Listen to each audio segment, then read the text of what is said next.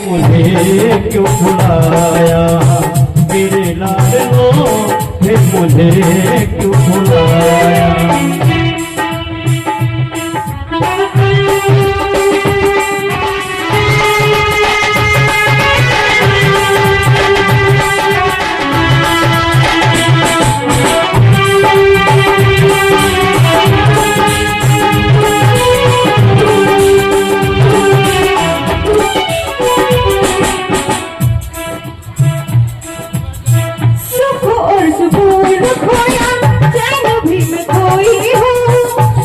और सुकून खोया चैन भी मैं खोई हूँ।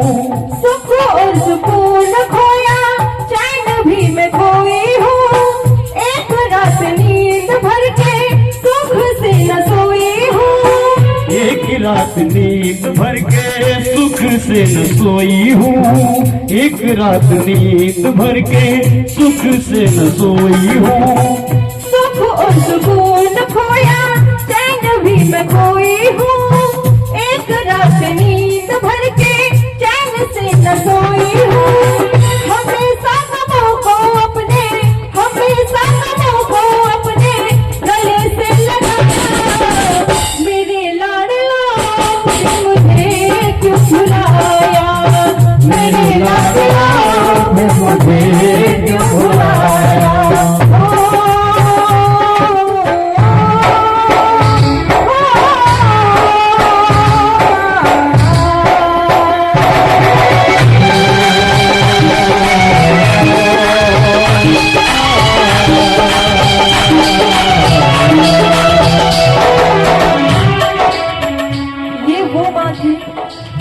जिन्होंने अपने प्यारे प्यारे फूल से बच्चे चार पुत्रों को, तीन पुत्र और एक पुत्री को अपनी आंखों से ओझल होते हुए देखा।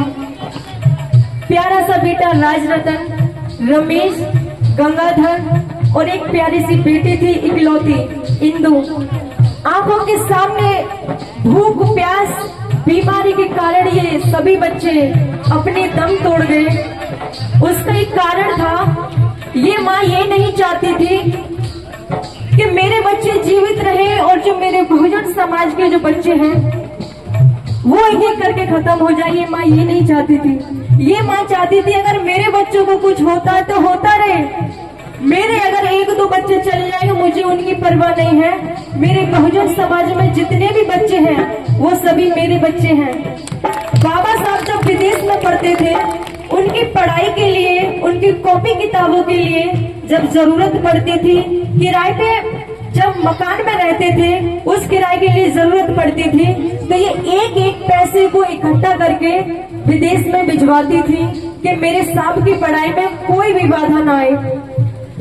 ये आराम से पढ़ते रहे, घर की चिंता ना करें, घर मैं संभाल लूंगी, लेकिन मेरे समाज को मेरे साहब के सिवा और कोई संभाल नहीं सकता। ऐसी थी ये देवी, ममता की देवी थी। सुनिएगा, ममता की मूरत है कहानी है। ममता की मूरत है माँ करुणे कहानी है। भोजन मिलाना तो मिला नहीं पानी है। भोजन मिलाना को मिला नहीं पानी है। इस माँ ने खुद के पेट के लिए, खुद के पेट का भी ख्याल नहीं रखा। 27 दिन तक भूखी प्यासी रही। 27 दिन भूखे रहने के कारण इस माँ को टीबी की बीमारी हो गई। इतना सोचने वाली मैंने आज तक किसी इतिहास में ऐसी देवी नहीं देखी जो बच्चों के लिए इतना सोच रही हो। लेकिन ये माँ शुरू से ही सभी को अपना बच्चा मानती रही। लेकिन हम लोग क्या करते हैं, ममता की मूरत है माँ करुणे कहानी है। भोजन मिलाना माँ को मिला नहीं पानी है। फिर भी कभी ना अपना, फिर भी कभी ना अपना दुखड़ा सुनाया। मेरे लाडलो मुझे क्यों भुलाया, मेरे लाडलो फिर मुझे क्यों भुलाया।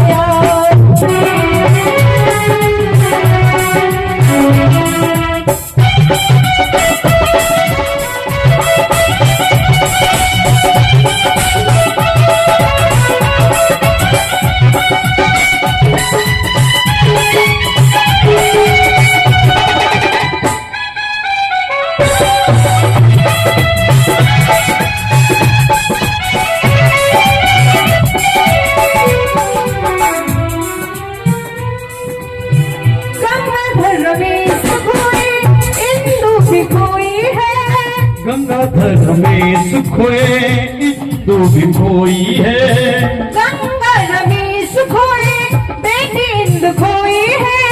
राज रतन के गम में फुट फुट रोई है। राज रतन के गम में फूट फूट रोई है।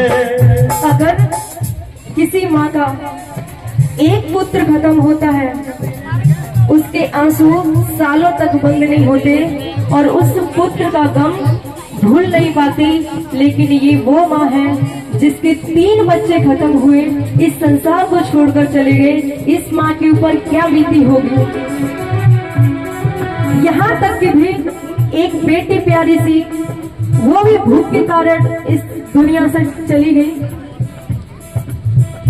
7 दिन तक ये बेटी भूखी रही। खाने की वजह से इसकी दम निकली। रोजाना माँ से कहती रही माँ रोटी, लेकिन माँ के पास इतने पैसे ना थे कि अपनी बेटी को खाना खिला सके, क्योंकि टाइम से पैसे तो सबको भिजवाती थी। ये इंदु बेटी खाना खाना माँ रोटी कहकर चली गई। और आगे क्या हुआ सुनेगा। गंगाधर रमेश खोए बेटी इंदु खोई है। राज रतन के गम में फुट फुट रोई है। कफन अपनी धोती का, कफन अपनी धोती का पुत्र को उड़ाया। इस माँ के पास कफन को भी अपने धोती का कपड़ा उड़ाना पड़ा। एक साड़ी पहनी थी, उसी में से आधी साड़ी को फाड़कर उस पुत्र के ऊपर डाला था। तब उसको उसके अंतिम संस्कार में ले जाया गया। सुनेगा। गंगाधर रमेश खोए बेटी इंदु खोई है। राज रतन के गम में फुट फुट रोई है। कफन अपने धोती का, कफन अपने धोती का पुत्र को उड़ाया। मेरे लाडलो मुझे क्यों बुलाया। मेरे लाडलो मुझे क्यों बुलाया।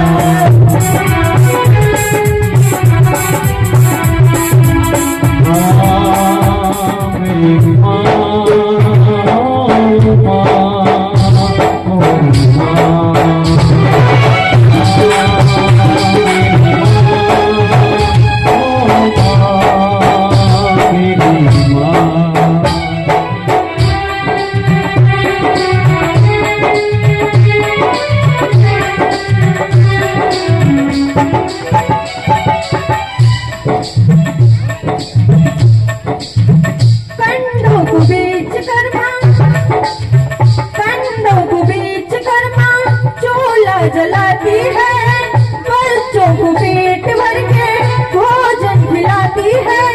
कंडों को बेच कर माँ चूल्हा जलाती है। बच्चों को पेट भर के भोजन खिलाती है। ये माँ गोबर को उठाकर उसके उपले बनाकर उनको डलिया में रखकर अपने शहर से दूसरी बस्ती में ले जाकर उन कंडों को बेचती थी। क्योंकि जहाँ पर रहती थी वहाँ पर कंडों की रेट थोड़ी कम थी और जहाँ दूसरी बस्ती में जाती थी वहाँ थोड़े ज्यादा महंगे कंडे बेच जाते थे। ये वो माँ थी जिसने कंडे बेच बेच कर घर को चलाया था। सुनेगा। कंडों को बेच कर माँ चूल्हा जलाती है। बच्चों को पेट भर के भोजन खिलाती है। पेट भर के भोजन खिलाती है। बच्चों को पेट भर के भोजन खिलाती है। पानी को पी पी करके, पानी को पी पी करके समय है बिताना। मेरे लाडलो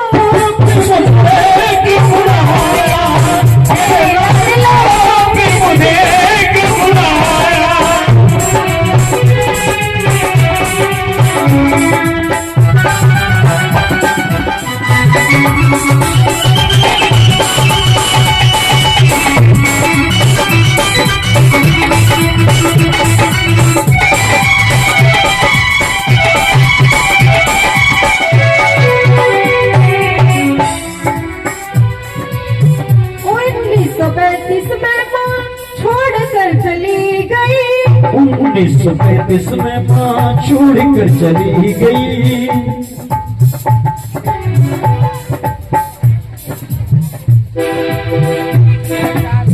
1935 में माँ छोड़ कर चली गई, साहब की बाहों में मोड़ कर चली गई, साहब की बाहों में मोड़ कर चली गई। ये माँ जब इसको टीबी की बीमारी थी और इसको लगा कि अब मैं ज्यादा दिन तक जी नहीं पाऊंगी, इन्होंने बिस्तर पर पड़े पड़े बोलने की कोशिश की। साहब को महसूस हुआ कि रामू कुछ कहना चाहती है। उन्होंने अपना कान पास में ले जाकर सुनने की कोशिश की तो माता रमाबाई अम्बेडकर जी कहने लगी, साहिब मैं तो चली जाऊंगी, लेकिन आपने जो इस समाज को इंसानी जिंदगी देने का जो बीड़ा उठाया था, जो व्रत लिया था, लाख परेशानी आने पर भी आप विचलित नहीं होना। मेरे समाज को आप इंसानी जिंदगी देकर ही चैन लेना। मरते मरते भी ये माँ, इसके मुंह से कितनी अच्छी बात लगी, एक बार तालियां जाओगे सुनेगा। 1935 में माँ